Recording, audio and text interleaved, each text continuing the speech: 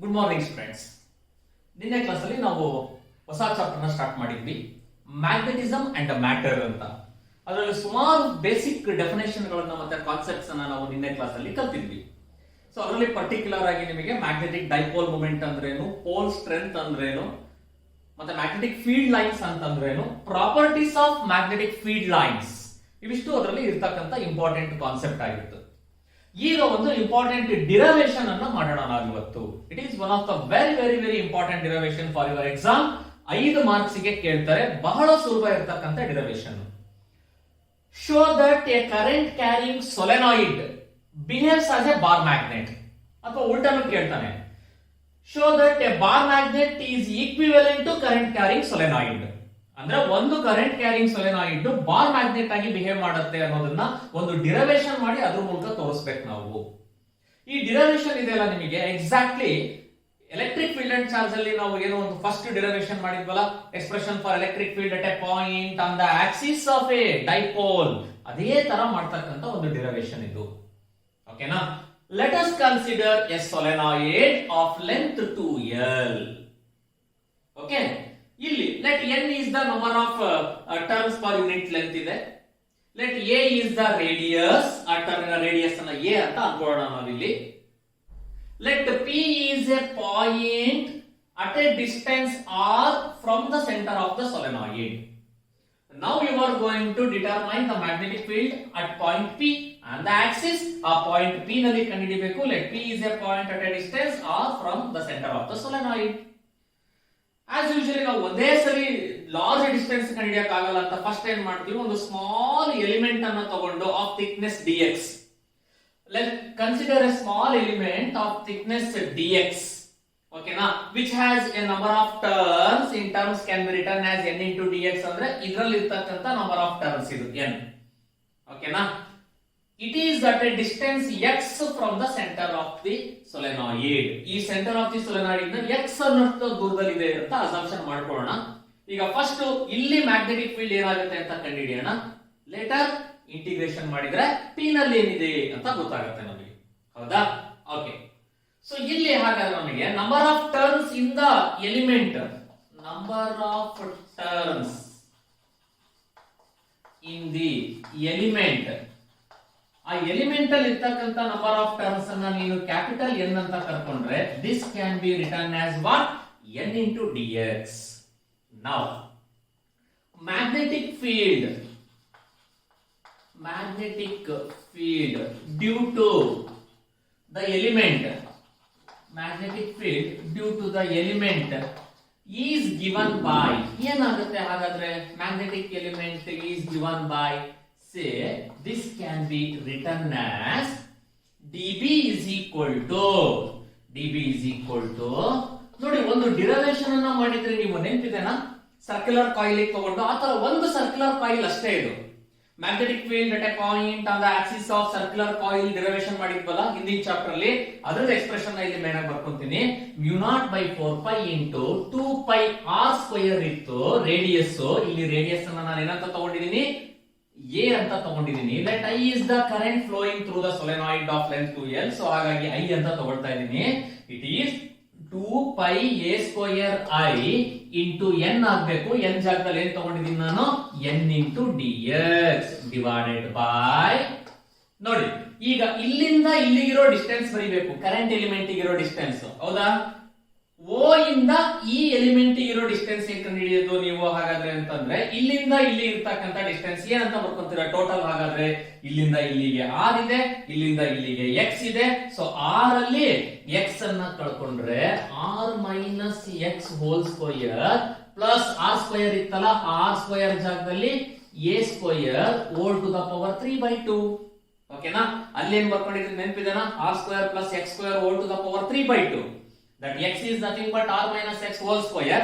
ಆ ಜಾಗದಲ್ಲಿ a ತಗೊಂಡಿದ್ದೀನಿ, a² ಅಂತ ಆಯ್ತು. Formula r minus x whole square plus a² whole to the power 3/2. ಈ ಎಕ್ಸ್ಪ್ರೆಷನ್ ಬರ್ಕೊಳ್ಳೋದೇ ಇಂಪಾರ್ಟೆಂಟ್. ಇದನ್ನ ಬರ್ಕೊಂಡ್ರೆ ಡಿರವೇಶನ್ ಮಾಡ್ದಂಗೆ ಹೆಚ್ಚು ಕಮ್ಮಿ ನೀವು ಮುಂದಿಂದು. ಓಕೆನಾ? Now when compared to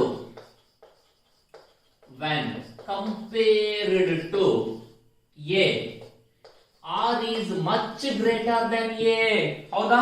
this r is much greater than a ಆಗಿರೋದ್ರಿಂದ a square is neglected.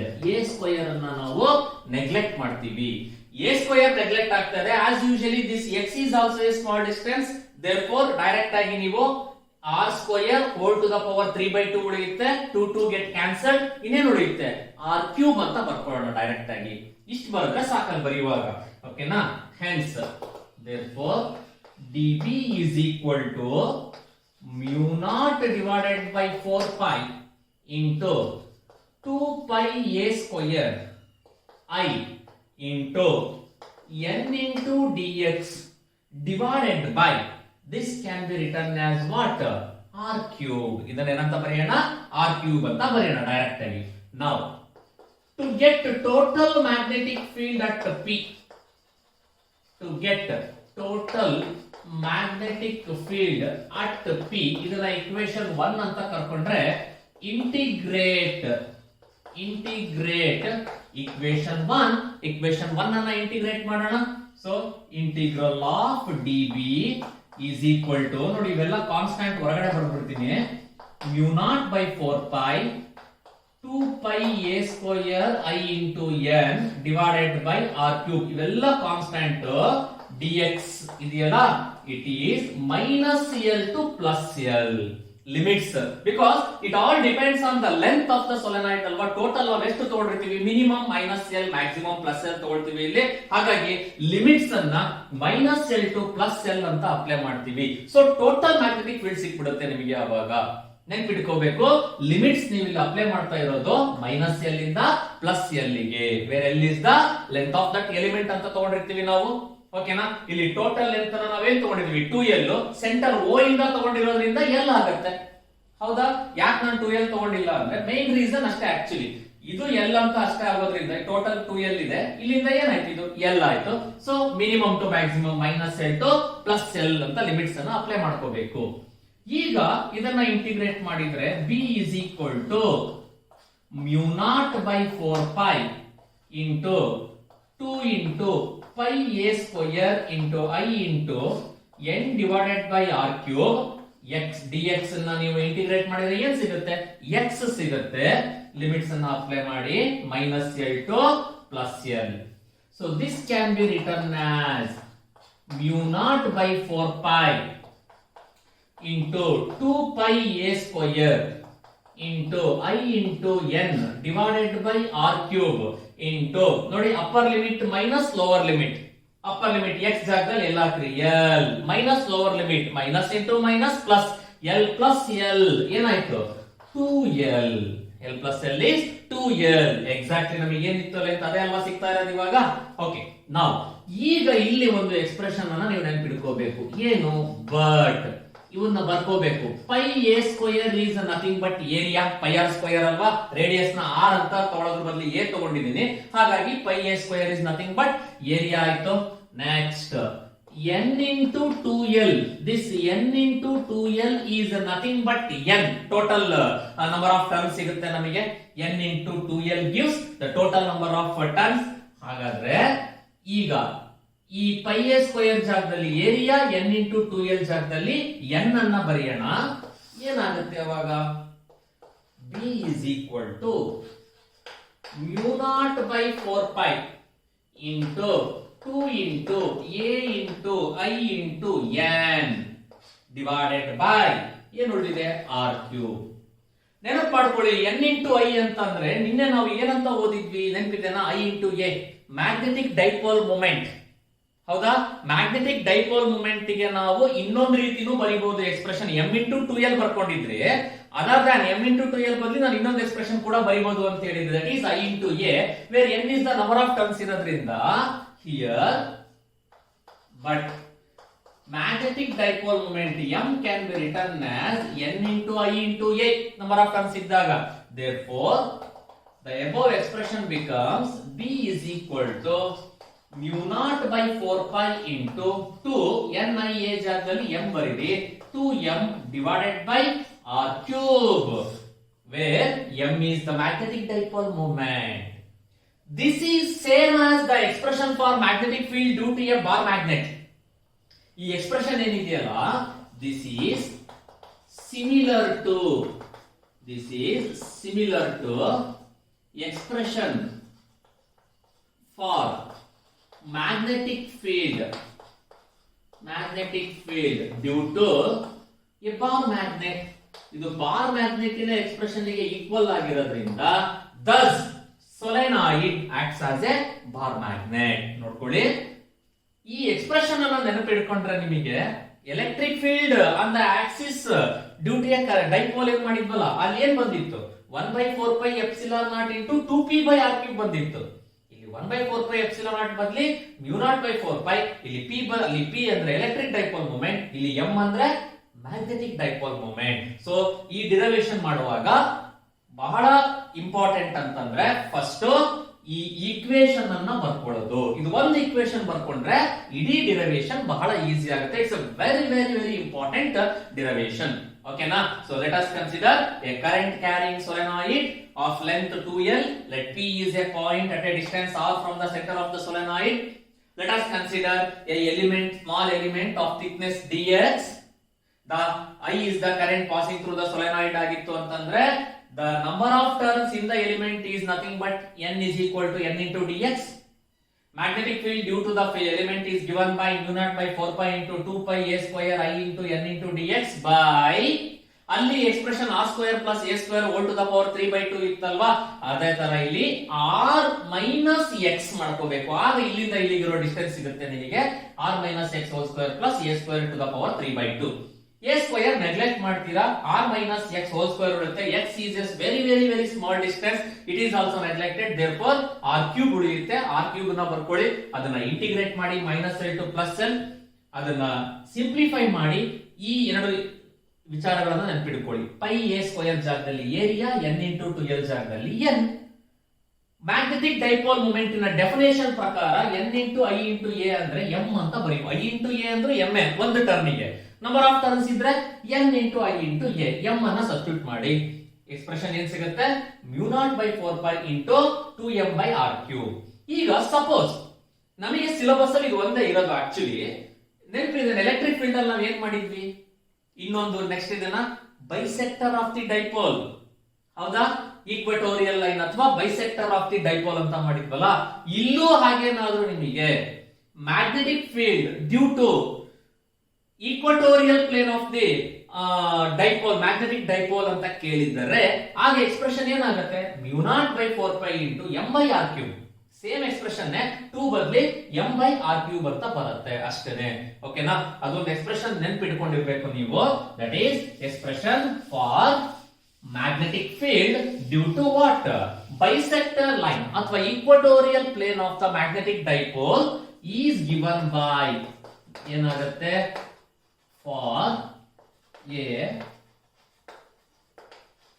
equatorial plane of dipole ಇತ್ತು ಅಂದ್ರೆ which is given by μ0/4π into m/r³ ಆಗುತ್ತೆ. ಓಕೆನಾ? ಎಂಟ್ರೆನ್ಸ್ ಎಕ್ಸಾಮ್ ಅಲ್ಲಿ ಬೇಕಾಗುತ್ತೆ, ಇದು ನಾವು ನೆನಪಿಟ್ಕೋಬೇಕು. ಓಕೆ, ಈಗ ನಾವು ಒಂದು ಇಂಪಾರ್ಟೆಂಟ್ 3 ಮಾರ್ಕ್ಸ್ ಡಿರೈವೇಶನ್ ಅನ್ನ ಮಾಡೋಣ. Expression for torque acting on A magnetic dipole in a uniform magnetic field. Same ಅಲ್ವಾ? ಆ ಚಾಪ್ಟರ್ ಅಲ್ಲಿ ಏನೇನೆಲ್ಲ ಓದಿದ್ವೋ ನೋಡಿ, ಅದೆಲ್ಲ ಓದ್ತಾ ಇದೀವಿ. ಅಲ್ಲಿ ಎಲೆಕ್ಟ್ರಿಕ್ ಫೀಲ್ಡ್, ಇಲ್ಲಿ ಮ್ಯಾಗ್ನೆಟಿಕ್ ಫೀಲ್ಡ್. ಓಕೆನಾ? ಸೊ ಅಲ್ಲಿ torque acting on electric dipole in uniform electric field ಇತ್ತು. ಇಲ್ಲಿ torque acting on magnetic dipole in uniform magnetic field. Exam ನಲ್ಲಿ ಕ್ವಶನ್ ಓದುವಾಗ ಬಹಳ ಕೇರ್ಫುಲ್ ಆಗಿರಬೇಕು ಈ ಎರಡು ಚಾಪ್ಟರ್. ಯಾಕಂದ್ರೆ ಮ್ಯಾಗ್ನೆಟಿಕ್ ಫೀಲ್ಡ್, ಮ್ಯಾಗ್ನೆಟಿಕ್ ಡೈಪೋಲ್ ಕೇಳಿದಾಗ magnetism related derivation, electric field ಇದ್ದಾಗ ಎಲೆಕ್ಟ್ರೋಸ್ಟಾಟಿಕ್ಸ್ ರಿಲೇಟೆಡ್ ಡಿರೈವೇಶನ್ ಅನ್ನ ಮಾಡ್ಕೊಂಡು ಹೋಗ್ಬೇಕು. ಸೊ ಹಾಗಾದ್ರೆ ಇಲ್ಲಿ ಮ್ಯಾಗ್ನೆಟಿಕ್ ಡೈಪೋಲ್ ಅಂದ್ರೆ ಏನು? Two equal and opposite poles separated by a very small distance will constitute a magnetic dipole. So uniform magnetic field ಅಂತ ತಕ್ಷಣ ನಿನ್ನೆ ಪ್ರಾಪರ್ಟೀಸ್ ಓದುವಾಗ ಹೇಳಿದ್ವಿ ನಾವು, field lines are parallel and equidistant. Consider a magnet or magnetic dipole SN. ಇದು north pole, ಇದು south pole. ಎಲ್ಲಾ ಮ್ಯಾಗ್ನೆಟಿಗೂ ಸೌತ್ ಪೋಲ್ ನಾರ್ತ್ ಪೋಲ್ ಇರಲೇಬೇಕಲ್ವಾ, ಅದಕ್ಕೆ ನಾನು ಹೆಸರು SN ಅಂತಾನೆ ತಗೊಂಡ್ಬಿಟ್ಟಿದ್ದೀನಿ. Let us consider a magnetic dipole SN of length 2L. What is the length of a magnetic dipole? ನಿನ್ನೆ ಕ್ಲಾಸ್ ಅಲ್ಲಿ ಹೇಳಿದ್ನಲ್ಲ 2L. What is magnetic dipole moment? Product of pole strength of either of the pole into length of the dipole m into 2l. ಈಗ ಅವೆಲ್ಲ use ಮಾಡ್ತೀವಿ ನಾವಿಲ್ಲಿ. ಓಕೆನಾ? Let us consider a magnetic dipole Sn of length 2l placed in an uniform magnetic field. Let theta is the angle made by the magnetic dipole when it is placed in an uniform magnetic field. ಹಾಗಾದ್ರೆ first ಈಗ ನಾವು ಏನ್ ಮಾಡ್ಬೇಕಂದ್ರೆ force on the north pole ಏನಾಗುತ್ತೆ, force on the south pole ಏನಾಗುತ್ತೆ, ಆಮೇಲೆ ಅದೆರಡು ಕೇಸನ್ನ ಇಟ್ಕೊಂಡು ಡಿರೈವೇಶನ್ ಮಾಡ್ತಾ ಹೋಗೋಣ. ಸೇಮ್ ಅದೇ ತರ ಡಿರೈವೇಶನ್. ಓಕೆನಾ? So here force on the north pole of the magnet is, ಸುಮ್ಮನೆ ಎಫ್ ಎನ್ ಅಂತ ಕರ್ಕೊಂತೀನಿ ನಾನು. It is given by pole strength into magnetic field. What is pole strength? M. M is called pole strength. B ಅಂದ್ರೆ magnetic field. So it is m into B. ಇದು in the direction of magnetic field.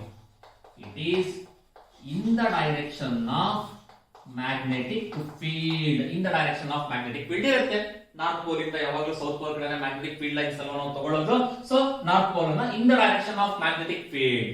ಹಾಗಾದ್ರೆ what is the force on the south pole of that magnetic dipole? F S ಅಂತ ಕರ್ಕೊಳ್ಳಿ. It is also m into B, pole strength into magnetic field, but in opposite direction of magnetic field. ಇದು ಬರೀಲೇಬೇಕು ನೀವು direction ಅನ್ನ ಇಲ್ಲಿ. ಇನ್ opposite direction of the magnetic field. Okay na? Here magnitudely Fn is equal to Fs, which is equal to F anta karkoಣ. Magnitudely both are same but opposite in direction. Two equal unlike parallel. Two equal unlike parallel forces will constitute a couple. ನೆನಪಿದೆನಾ? ಆ couple ಇಂದ ನಮಗೆ ಏನು produce ಆಗುತ್ತೆ? Torque produce ಆಗುತ್ತೆ. That you have to write. Two equal and unlike parallel forces will form a couple. Will form a couple. Therefore it experience a torque.